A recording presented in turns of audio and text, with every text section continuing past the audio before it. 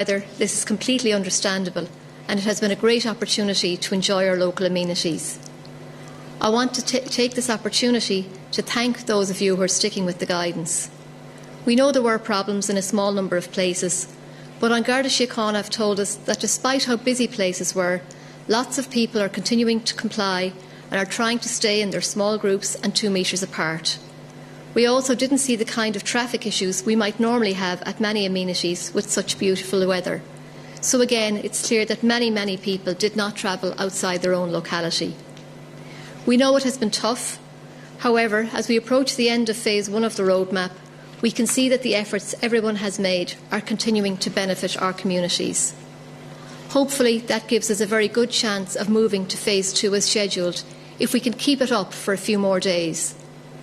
In the meantime, we need to keep reminding ourselves that throughout all of the phases, in order to keep the virus at bay, we must continue to hold on to new habits, including maintaining social distancing, even when meeting with friends or loved ones, keeping hands clean, washing them regularly, and being mindful to avoid unnecessary touching of your face, and using good cough and sneeze etiquette. So business. Over 57,800 employers are now registered with Revenue for the temporary wage subsidy scheme. Over 508,100 employees have now received at least one payment under the scheme.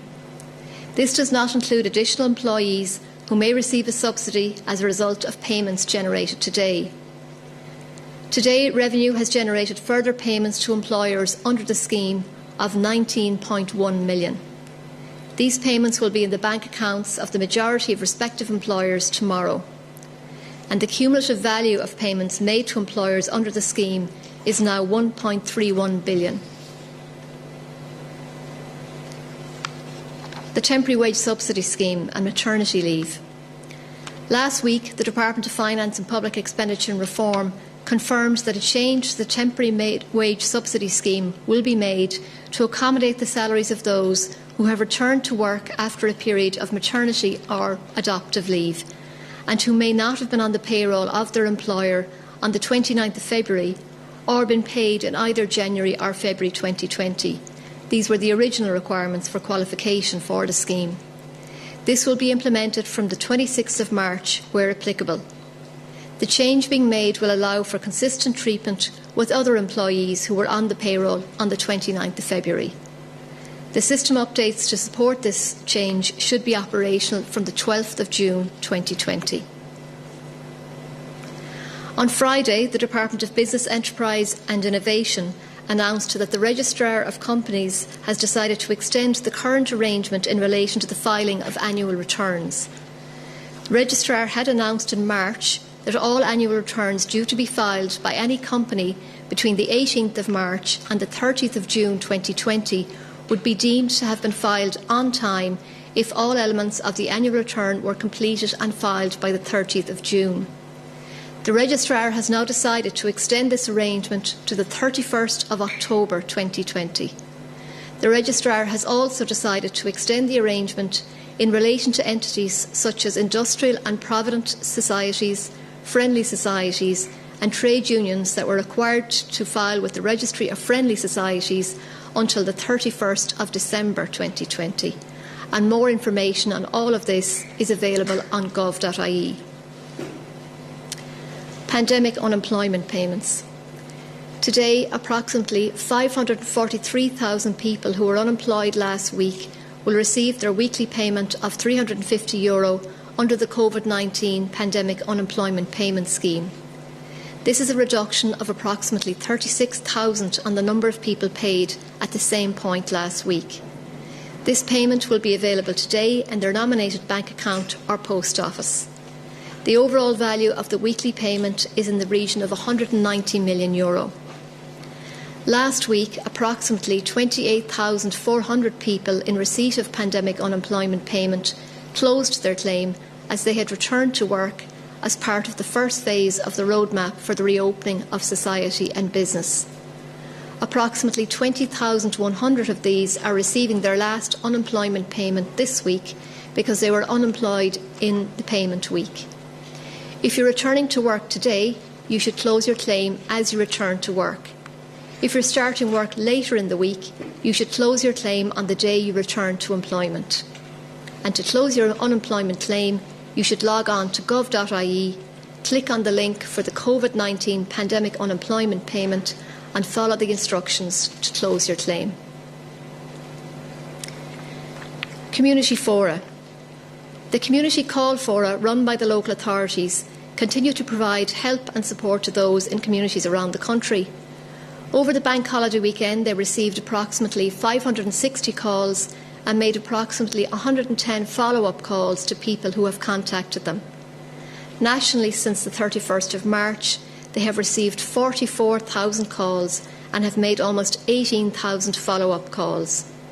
Remember, you can find your local community call helpline number on gov.ie, and you can also contact Alone on 0818 222 024 if you're experiencing any difficulties or you just want somebody to talk to. Public libraries. The Department of Rural and Community Development has announced a further investment of €200,000 to support the provision of more e-books and e-audiobooks in order to meet the significant increase in demand for access to public library online services during COVID-19. This is in addition to the €200,000 which was invested in March. A fund of €20,000 to support the provision of an easy reader collection of books for emerging adult readers and people with literacy needs was also announced. And the funding will be directed through the local government management agency. Since the public libraries closed on the 12th of March, there has been an average of 500 new members registering daily for Borrow Box service, which provides e-books and e-audiobooks to library members. And that compares with a daily average of 138 that registered previously in 2020. That's a 264% increase. The average number of daily e-book loans prior to the March 12th was 1,106, and since then it has more than doubled that figure with a daily average of 2,500. Apart from e-books and audiobooks, libraries have worked hard to provide a host of other services online during the emergency.